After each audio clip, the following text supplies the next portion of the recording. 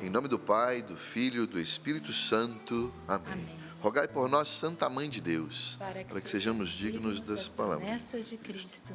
Carta de São Paulo aos Romanos, capítulo 1, versículos de 1 a 7. São Paulo aos Romanos, capítulo 1, versículos de 1 a 7.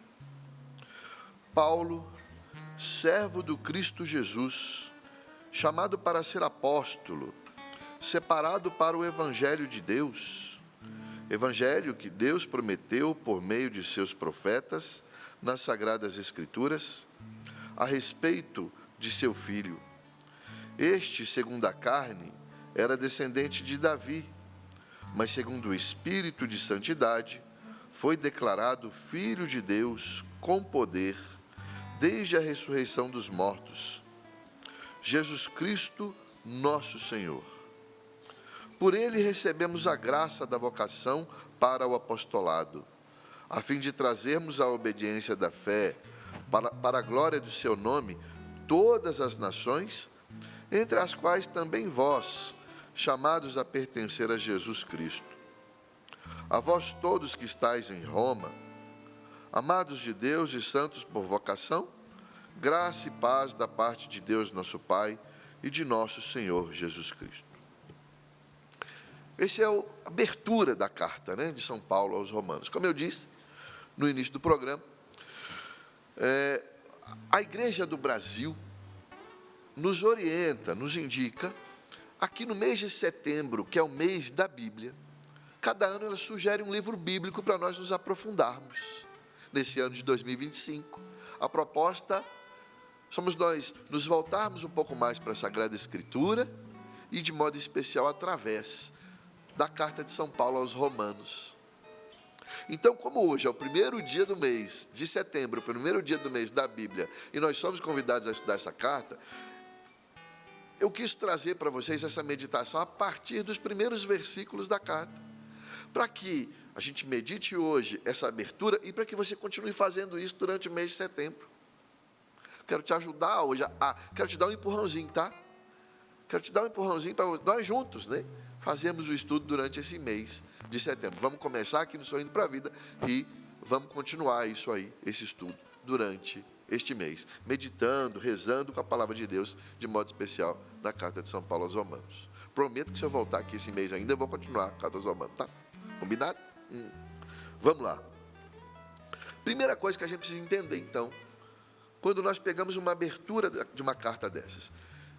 A carta de São Paulo aos Romanos não é simples, não é fácil. É talvez a carta mais difícil de São Paulo. Eu considero como um dos livros mais densos da Sagrada Escritura. Mas quanto mais denso e também quanto mais complexo, mais beleza a gente descobre lá, Então é por isso que é importante nós estudarmos essa carta. São Paulo aqui escreveu para os romanos, mas a gente tem que entender que ele não fundou a comunidade de Roma. Ele fundou outras comunidades. Corinto, por exemplo, ele fundou a comunidade de Coríntios. Aqui não. Mas aqui também ele escreve para essa comunidade.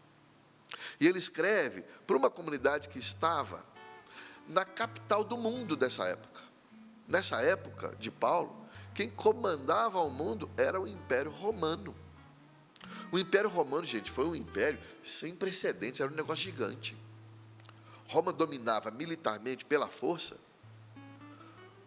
quase todos os outros lugares do mundo conhecidos, que eles conheciam na época.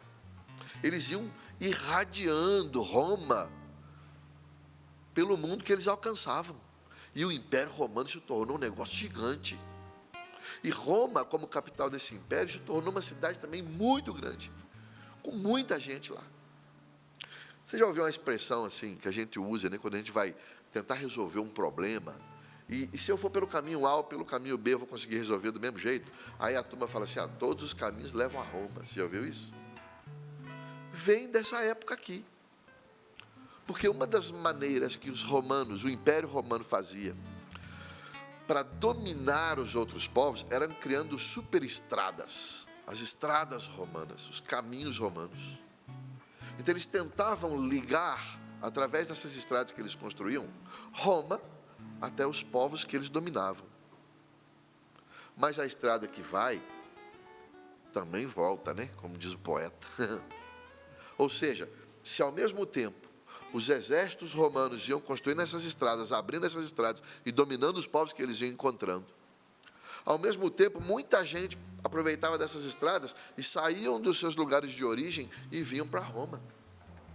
Então, em Roma, minha gente, além de ter muita gente, na capital do império, Roma também, ela tinha gente de todo tipo, de todos os lugares. Muitos, infelizmente, escravos. Os exércitos romanos escravizavam muitos dos seus lugares dominados, traziam para Roma para atuarem como escravos. Mas também vinham estrangeiros de todos os outros lugares e com todos os outros interesses, culturas diferentes, jeito diferente, e inclusive religiosidades diferentes. Então, imagina como é que era Roma. Roma era apelidada de o umbigo do mundo. Você já falou isso para alguém quando a pessoa acha que ela é o centro do mundo? Você fala assim: meu filho, o mundo não gira ao redor do seu umbigo, não. Vai lá, vai ser um umbigo sujo seu aí, né? Já falou isso para os outros? Pessoa que acha que tudo tem que ser para ela, acha que o mundo gira ao redor do umbigo dela. Roma também achava que o mundo girava ao redor dela. Por isso o apelido de Roma era o umbigo do mundo, nessa época de Paulo. E no meio desse tanto de gente, dessa confusão toda que era Roma, tinha lá uma comunidade cristã. E foi para essa comunidade que Paulo escreveu. Interessante é que Roma, então, era capital, ou era um ponto de paganismo, né? Eram poucos os cristãos que haviam ali, diante do tamanho que era a cidade. Porque, lembra, as estradas de Roma traziam todo tipo de gente, todo tipo de pessoa, com todo tipo de crença. São Paulo, não é à toa que ele resolve escrever para Roma. Ele escreve para Roma, ele faz essa carta, porque Roma, sendo a cabeça do mundo pagão, porque Roma era o umbigo do mundo, lembra? Se considerava o umbigo do mundo. Era também a cabeça do mundo pagão ali. E São Paulo era considerado, chamado, o apóstolo dos pagãos. Pagão é aquele, gente, no contexto bíblico, que não acredita ou não acreditava no Deus de Israel, no Deus verdadeiro. Ou, talvez na sua Bíblia está escrito gentio, tem o mesmo significado.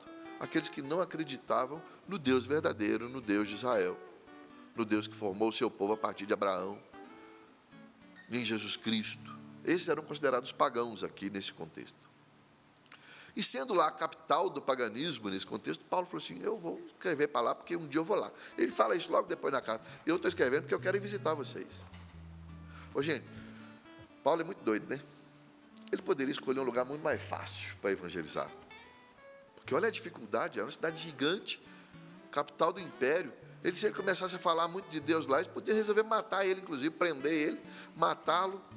Mas ele decidiu ir para Roma, porque ele viu lá também uma grande oportunidade. Porque se eu evangelizo aquele lugar, se eu ajudo a comunidade que já está lá, essa estrada também pode levar o cristianismo com as pessoas convertidas. Olha que cabeça.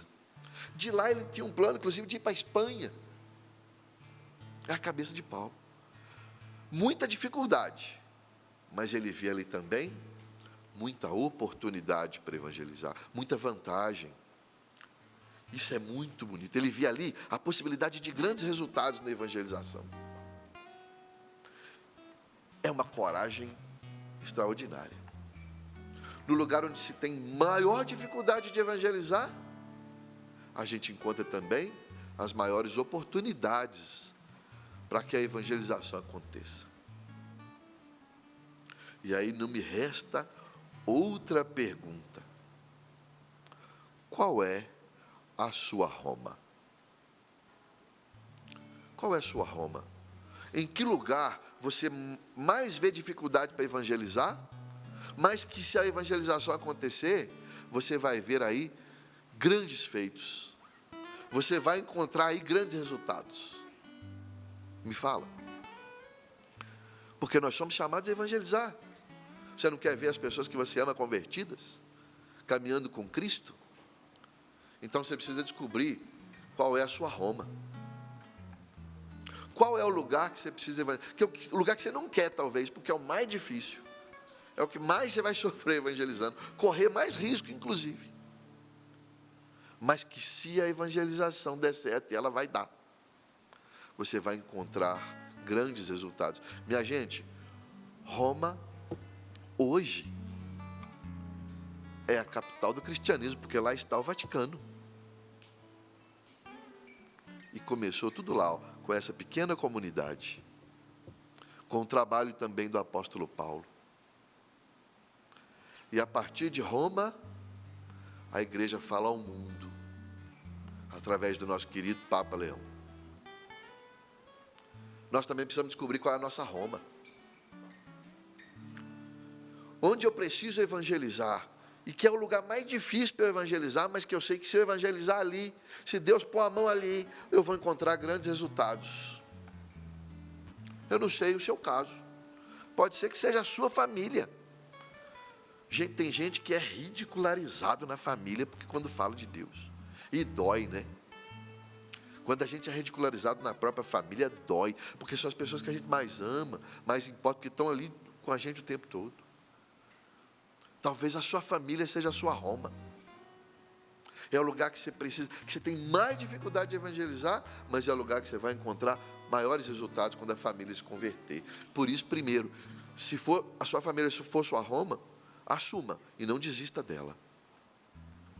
Eu já vi grandes feitos por aí, grandes testemunhos de gente que ajudou na conversão da família, rezou e lutou pela conversão da família, e era o lugar mais difícil dela evangelizar, e ela encontrou grandes resultados.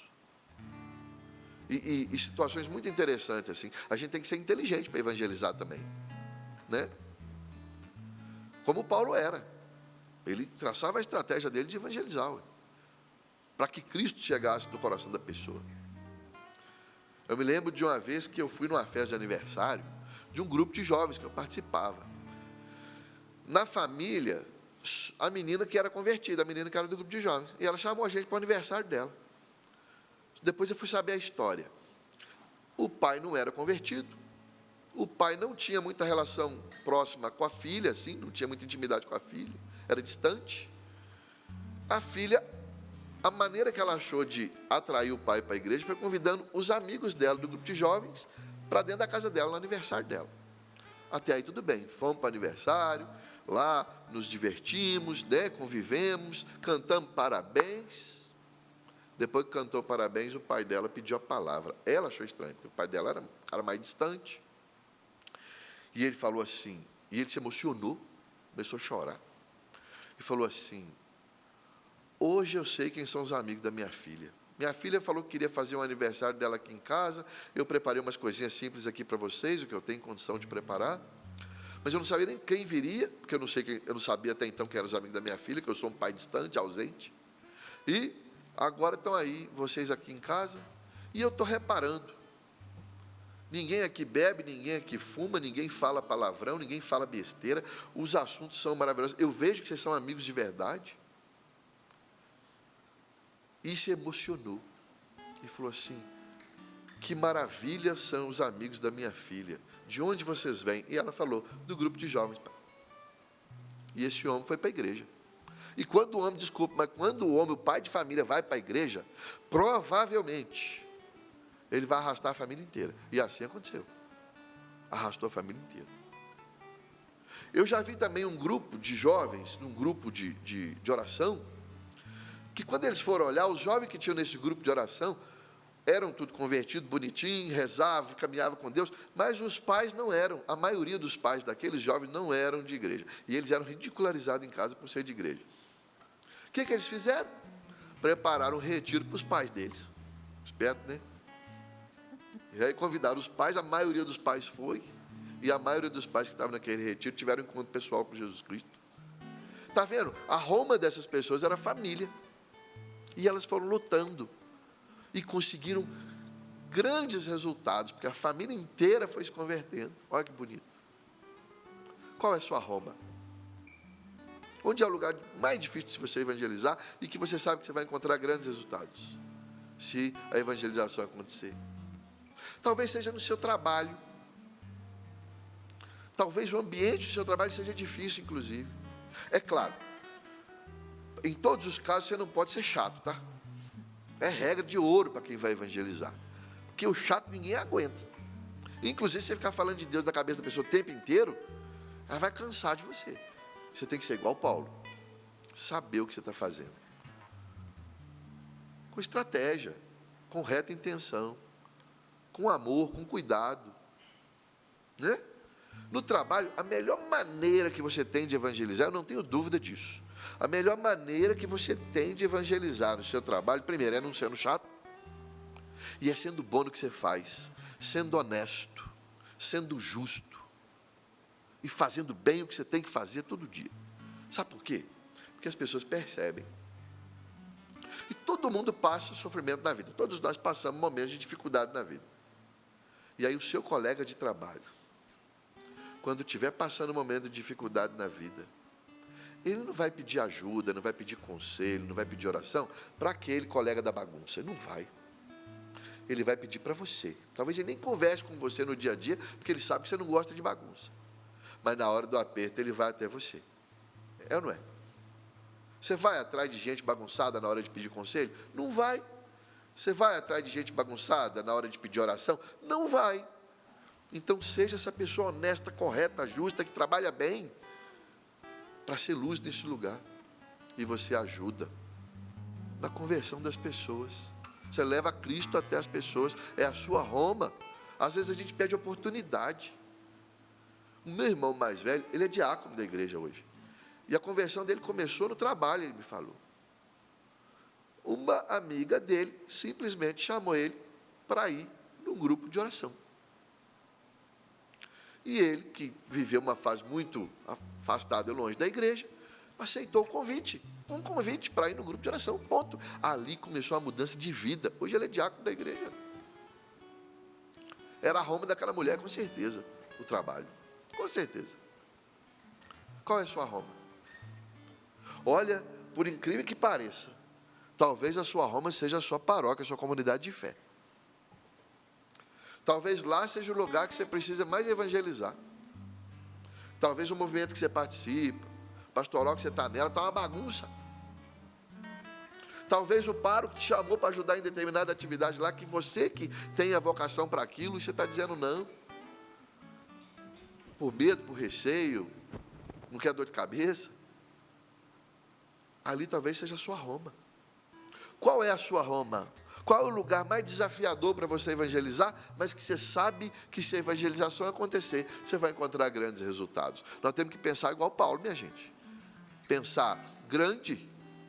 Quando se trata de evangelização, a gente não pode brincar. É com os amigos dos teus filhos. Talvez você tenha filho adolescente, filho jovem, e que talvez eles estão meio perdidos por aí. Você está meio com medo, inclusive, dos caminhos que seus filhos estão indo. Sabe o que você faz? Traz eles para dentro da tua casa, seja amigo dos amigos dos teus filhos. E evangeliza ali. Talvez esse seja o grande Roma para você, o grande desafio. Falar a linguagem deles e trazê-los para perto, e assim você vai trazer teu filho para perto também. E aí você vai ser a tia legal. O tio legal, mas um tio legal e sério, que eles vão procurar na hora da dificuldade, que eles vão confiar, que eles vão pedir oração. Qual é a sua Roma? Mas não termina aí, né? Porque no texto que nós lemos, além de falarmos de Roma, nós precisamos entender para quem São Paulo está falando. Nós já entendemos o lugar. Agora nós precisamos entender para quem. A comunidade de Roma. Ele escreveu para uma comunidade de fé. E ele diz, olha, essa comunidade é muito boa. Ela, inclusive, é conhecida por vários lugares. Em vários lugares que eu vou, todo mundo fala da fé de vocês na comunidade de Roma. No meio desse turbilhão aí de Roma, vocês mantêm firme a fé em nosso Senhor Jesus Cristo. Parabéns. É isso que São Paulo fala na carta aqui. Mas existe uma questão dentro dessa comunidade, que é uma das grandes lutas de Paulo em todas as suas cartas. Vamos lá. Acontece o seguinte. Na comunidade, na maioria das comunidades de Roma não vai ser diferente. Haviam dois grupos de cristãos, todo mundo convertido a Jesus, certo? Comunidade cristã. Só que de duas origens diferentes. Se converteram por dois caminhos diferentes. Um grupo era um grupo que era judeu. Tinha toda a história do judaísmo, eram filhos de Abraão. Conheciam as escrituras, os profetas, os patriarcas. Conheciam as escrituras, a lei. Viviam isso. E aí entenderam que o judaísmo, que o povo de Deus culminava em nosso Senhor Jesus Cristo, que Jesus era o Salvador, o Messias, esperado e anunciado pelos profetas. E se tornaram cristãos. Eram os chamados judeus cristãos. Saíram do judaísmo e se converteram ao cristianismo. Ótimo, esse era um grupo.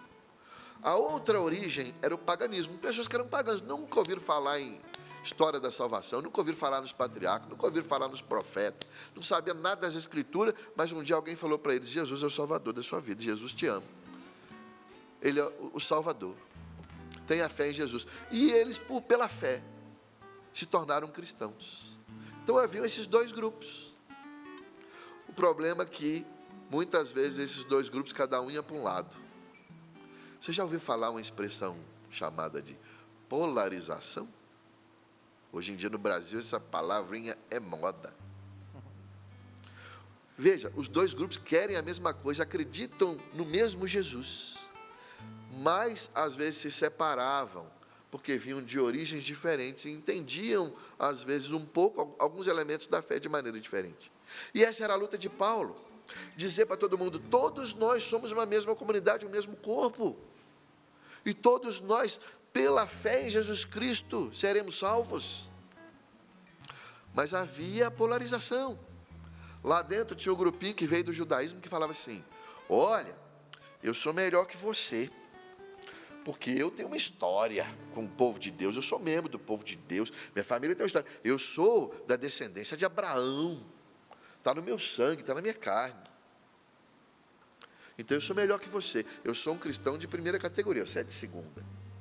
Aí vinha a turma do lado do paganismo, que se converteu vindo do paganismo, se tornou cristão, e falava assim: não, eu sou melhor que você, porque agora acabou esse negócio do povo de Deus aí, de vocês, agora nós somos o novo povo de Deus, que nós somos maioria, inclusive. E ficava essa briga interna, essa polarização. E Paulo enfrentou isso em todas as comunidades pelas quais passou, praticamente todas, e dizia: não é assim que funciona. Primeiro, nós precisamos, ele viu coisa boa nos dois lados. Primeiro, nós precisamos reconhecer a história de Israel como plano de Deus. Quem veio do paganismo, que conheça a história de Israel, não precisa se tornar um judeu primeiro, para depois se tornar cristão, como alguns defendiam, não. Mas entenda o valor da história do povo de Deus, que nós que viemos do paganismo, fomos inseridos nesse povo de Deus, lindo. Mas ao mesmo tempo, ele falava: olha, vocês que vieram do paganismo e se converteram ao cristianismo, vocês mostram que a salvação é para todos. Atenção, vocês que vieram do judaísmo, a salvação não é só para vocês. Você não tem que transformar a primeira pessoa no judeu para depois ser cristão, não. A salvação não é só para um povo exclusivo, mas agora em Jesus Cristo, todas as nações, vai dizer Paulo no texto, pela fé serão salvas. Ele via o lado positivo e bom dos dois lados e mostrava: somos um, nós não podemos nos separar. É a famosa polarização, que também, se você quer evangelizar a sua Roma, você primeiro tem que não deixar a polarização tomar conta. Tem gente que não consegue evangelizar, sabe por quê? Porque tem briga de time de futebol na família, no trabalho. Já viu isso? Se você está brigando por causa de time de futebol no seu trabalho, você acha que você vai conseguir evangelizar alguém lá? Você está polarizando. Tem gente que mata e morre por causa de time de futebol. Quase toda semana eu gosto de futebol. Eu gosto como diversão. Relaxo assistindo um joguinho de futebol, descanso. É diversão para mim. Mas vira e mexe, eu abro os noticiários e vejo morte de torcedor por causa de briga de torcida. Isso é polarização. É Cruzeiro e Atlético em Minas Gerais. É Grêmio e Internacional lá no sul do Brasil. É no norte do Brasil, no Pará, Paysandu e Remo. Bahia e Vitória, aí na Bahia. O que mais? Flamengo e Fluminense, Botafogo e Vasco no Rio. Ontem teve São Paulo e Corinthians. Em São Paulo. São Paulo e Corinthians, não, Palmeiras e Corinthians, desculpa. São Paulo, Santos. Tem essa briga que mata e morre por causa de futebol. Como é que você vai evangelizar a sua Roma se você está polarizando por causa de uma besteira que é torcida de time de futebol? Como é que você vai evangelizar a sua Roma ano que vem? Ah, Jesus, não vou falar o nome de ninguém aqui não, mas ano que vem é ano eleitoral, tá? Abre teu olho. Como é que você vai evangelizar a tua Roma se talvez você está brigando por causa de política? O candidato A e o candidato B, para não falar nome aqui, não tomar processo. O candidato A e o candidato B. Eu sou do candidato A e eu não converso com quem é do candidato B. Ô, gente, eu conheço famílias que as pessoas não conversam umas com as outras há 7 anos por causa de eleição, por causa de briga de política, por causa de um é candidato A e outro é candidato B. Você tem direito de torcer para o time que você quiser, para se divertir. Futebol é uma coisa boa, está na cultura nossa do brasileiro, né? Que criança, pelo menos na minha geração, não quis ser jogador de futebol. E é bonito isso, está na nossa cultura. Que bom que você vota, isso é democracia. Você tem direito de votar no candidato que você quiser. Agora, o que nós católicos, que queremos que o Cristo seja conhecido, amado, que nós não podemos fazer é polarizar. É dividir o povo de Deus por causa de besteira, porque diante de Jesus Cristo, futebol, dividir por causa de futebol, dividir por causa de política, dividir por causa de qualquer coisa é besteira. Diante do Evangelho, olha, eu tenho cidade em Minas Gerais, eu vou muito dar curso de Bíblia, pregar em muitas cidades de Minas Gerais. Tem cidade lá que eu não falo o time que eu torço, que é a primeira coisa que eles me perguntam. Porque eles falam, ó, se você falar que é Cruzeiro, todo mundo do Atlético não vai ouvir o que você está falando aí, não. Se você falar que é Atlético, todo mundo do Cruzeiro não vai ouvir o que você está falando. Acontece, tá? Já me aconteceu. Nós não podemos deixar isso acontecer, minha gente. Nós somos católicos. Né? Dentro da igreja acontece. Ah, eu venho de uma família católica. Você chegou aqui agora, meu filho, na igreja da pastoral. Também divide, isso é polarização. Nós não podemos. Ah, eu estou aqui há muitos anos nesse movimento, nessa pastoral, eu sou quase dono desse negócio aqui, o que não pode, né? O outro chegou agora. Ou então o outro que chegou agora também não respeita quem já está, quer mudar tudo. Não, eu cheguei, eu que sei, eu vou mudar tudo isso aqui. Tem o que sabe, o que não sabe, o que é mais velho, o que é mais novo. Né? Mas nós somos todos o mesmo corpo. É a sua família. São seus colegas de trabalho. São seus amigos. Não faça isso. Não. Primeira coisa, nós precisamos acabar com a divisão. Nós precisamos ser pontes, nós precisamos trazer a paz. O Papa Leão XIV tem falado praticamente todos os seus discursos sobre a paz. Acabar com a guerra. E nós, quando polarizamos, nós estamos causando guerra. É isso que a carta aos Romanos nos orienta. Logo na sua abertura. Primeiro, não existe judeu, grego, é assim que São Paulo vai falar mais adiante. Não existe diferença entre aqueles que vieram do judaísmo e aqueles que vieram do paganismo. Todos, pela fé, creem em nosso Senhor Jesus Cristo. Não existe aquele que é do candidato A e do candidato B, do time A, do time B. Todos nós, pela fé, precisamos crer em Jesus Cristo juntos, caminhar juntos. E assim a gente vai conseguindo evangelizar a nossa Roma. Porque nós não estamos fazendo parte da divisão, nós não estamos polarizando, mas nós estamos promovendo a unidade. E assim nós já estamos evangelizando a nossa Roma. Aquele lugar maravilhoso, que é difícil de evangelizar. Mas justamente porque é difícil, nós vamos colher grandes frutos. Frutos maravilhosos. Veja a igreja. Olha para a igreja. Roma, eu expliquei para você como era a bagunça de Roma. E olha o que é Roma hoje. Lá está o Vaticano. Lá está a autoridade máxima da igreja. De lá a igreja evangeliza o mundo todo, fala ao mundo todo. Todo mundo olha para Roma e a primeira coisa que se olha para Roma é para a igreja católica quando se olha para Roma. Era um lugar de maior dificuldade e olha a grandeza do resultado. Por isso, meu irmão, minha irmã, ao final dessa pregação, dessa meditação, esse início da carta aos Romanos, que eu te convido a continuar estudando nesse mês de setembro. Que você olhe para a sua Roma. Qual é?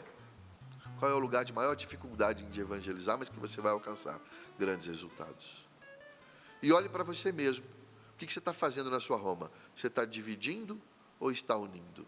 Está polarizando ou está juntando as pessoas que estão separadas? Primeiro, trabalhe na unidade e não na polarização. Todos nós, como corpo de Cristo, caminhando juntos. E assim você já estará evangelizando a sua Roma. Aquele lugar que você vai, suar. Vai ser difícil. Mas você já pode vislumbrar os grandes feitos, os grandes resultados que Deus vai operar pela sua fidelidade, porque você vai ser fiel. Assim como a comunidade de Roma começou lá, pequena, no meio daquela multidão que era Roma. E hoje se tornou, e hoje é, o lugar onde está o Vaticano, a capital do cristianismo no mundo, onde está o nosso querido Papa. E de lá, o cristianismo, o Cristo chega a todas as nações. Louvado seja nosso Senhor Jesus Cristo, para sempre seja louvado. Seja louvado.